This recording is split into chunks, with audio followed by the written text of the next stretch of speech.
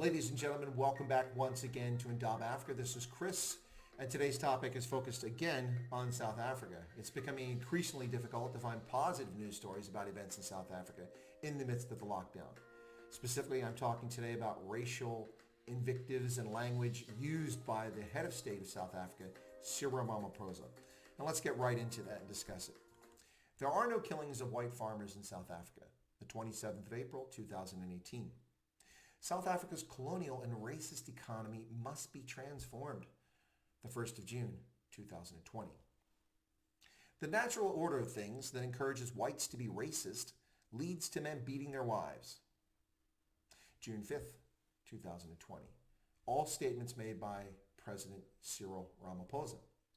Are you embarrassed, South Africa? You should be. Your head of state is intentionally creating a climate of racial hatred with his words directed against all of South Africa's white population, not the tiny minority of those people who actually are racist, and completely ignoring the number of black racists, or Asians or coloreds who are racist in the country, and laying racism solely at the feet of white South Africans in an effort to divide the country. Why? Because Ramaphosa is increasingly unpopular. Already in a difficult situation within the ruling African National Congress, a party that he barely won control of at the party Congress in 2017, just beating out Nkosazana Dlamini-Zuma by a handful of votes amongst the nearly 5,000 votes cast. Ramaphosa has been in a tenuous position from the outset. At the beginning of his presidency, he put a large number of Zuma supporters into cabinet positions, much to his own detriment. He did so because he's politically weak. And throughout the course of the lockdown, we've seen how he becomes increasingly weaker as the president of South Africa. It may not be long from this day in which we see a repeat of what I call the Polokwane massacre, in which the ANC's elites moved for and removed Thabo Mbeki as president of the African National Congress. Of course, shortly after that, he resigned as president of the Republic of South Africa. Because, of course, in South Africa, party over state, party over nation, party loyalty over the people of South Africa. We've seen it time and again from the ruling African National Congress. So my question to Cyril Ramaphosa is, what is your goal here other than to cling to power? Do you want to be the new Julius Malema? Is that what you seek? With the racially heated invectives and hate speech that you continually put out on nearly a daily basis now. But this won't work, Cyril Ramaphosa. As you ramp up the race merchant industry with your inflammatory language directed against ethnic minorities in your country, your hate speech will only be counterproductive, sir. Because it exposes Cyril Ramaphosa as a charlatan who has profited immensely from the new dispensation in post-apartheid South Africa. This is a man who has a personal fortune valued at over 450 million US dollars. Now, did he get that by inventing a new operating system or creating a company like SpaceX to build rockets to send astronauts into space? No. He got that because as a connected elite cadre in the ruling ANC during the shakedown period in which the ruling National Party colluded with large multinational and South African firms to give equity stakes to connected cadres, he received his share of connected equity. As a consequence, he's a fabulously wealthy man.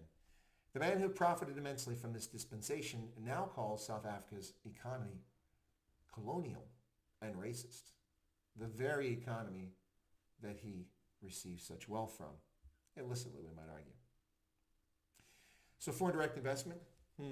Famously, when Ramaphosa first became president a couple of years ago, he made the rounds and held indabas to get people to invest in South Africa's economy, basically telling the world that South Africa was open for business. Well, those who are attuned to what's happening in South Africa are well aware of the fact that there are macroeconomic policies that make it virtually impossible to want to invest in South Africa. The possibility of expropriation without compensation, in which the state will confiscate your property, not just land, but any property, for their own benefit or ostensibly for the benefit of the people, but actually for the benefit of the party. So expropriation without compensation hanging over the economy is the Damocles sword that will crush what's left of South Africa's economy if and when it ever comes out of lockdown. Beyond that, Black Economic Empowerment Certification is race-based legislation which discriminates against ethnic minorities in South Africa and would discriminate against foreign direct investment. No one wants to put their money in a country which is going to steal their equity, similar to what Zimbabwe did with its indigenization law about a decade ago, in which it forced foreign investors who put their money, their time, their sweat equity into Zimbabwe to create businesses or to invest in businesses there, only to be forced to hand over 51% of equity to a Zimbabwean. But not just a Zimbabwean, a black Zimbabwean, yet another race-based policy, which the United Nations, Human Rights Watch, and other so-called civil libertarians turn a blind eye to. Now, what's scary about this is that foreign direct investment is simply not going to come back to South Africa. Forget about the bigotry, the racism, and the incendiary language directed against racial minorities by head of state. These things are vile, disgusting, and dangerous. Ramaphosa's rhetoric harkens back to the dark days of Idi Amin's racism against Indians in Uganda. When Idi Amin evicted 80,000 Indians from Uganda, this cost 5,655 businesses, ranches, farms, and estates, which were stolen from Indians, 23,000 of whom were actually Ugandan nationals. 23,000 Ugandan citizens defrauded by the state on the basis of racial policy. They were made the scapegoats for Amin's economic idiocy and his failures. In addition to their farms and estates and things like that, most of these Indians who were forced to flee from Uganda had their cars, their homes, and even their household goods stolen from them. This sort of racial rhetoric and race baiting, race merchant industry is particularly corrosive to good order and conduct in public safety. And it's sad to see a president, a head of state, engaging in such activity, and we see it increasingly so on the part of Cyril Ramaphosa. On top of this, the African National Congress, COSATU, and the South African Communist Party have begun a rolling anti-racism campaign each Friday, calling on people to wear black in support of this.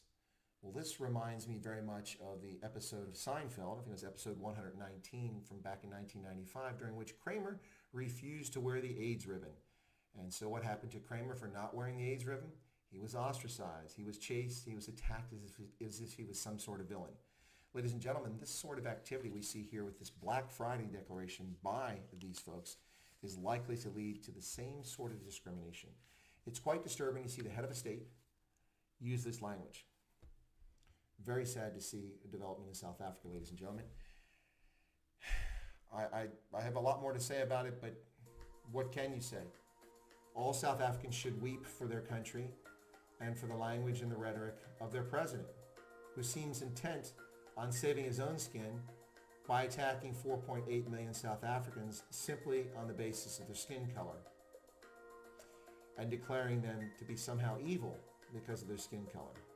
Quite a sad state of affairs in South Africa, ladies and gentlemen. One can only hope that it will improve, but I suspect that we are seeing this because Cyril Ramaphosa is not long for leadership of the African National Congress as he faces internal challenges from others, like his erstwhile opponent Nkosazana Dlamini-Zuma, who now heads the National Coronavirus Command Council.